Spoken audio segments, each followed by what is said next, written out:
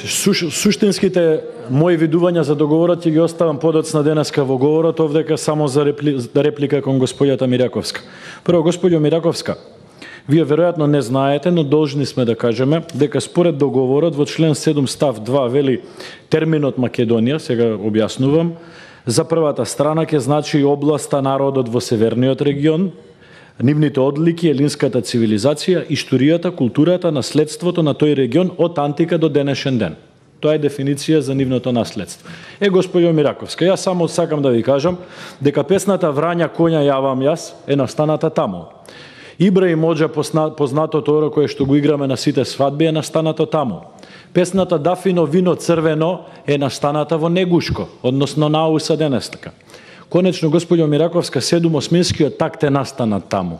Според овој договор, господјо Мираковска, тоа не е повеќе наследство на оваа страна од границата, туку останува наследство на таа страна од границата. Впрочем, Крсте Петков Мисирков никогаш не живеел на територија на денешнава Република Македонија. Роден е таму, живеел во Софија, живеел во Санкт Петерсбург. Крсте Петков Мисирков е темелот на нашата национална идентификација и јазична идентификација. Според овој договор, господјо Мираковска, тој никогаш не битисувал, не работел, не живеел овдека во Република Македонија.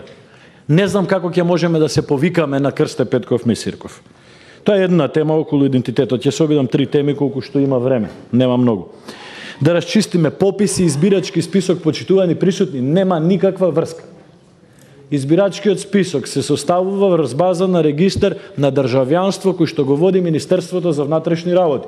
Бројот на државјани на Република Македонија во овој момент е над 2,4 милиони. Оние кои што се полнолетни се дел од избирачкиот список. Тоа е нешто над 1.800.000.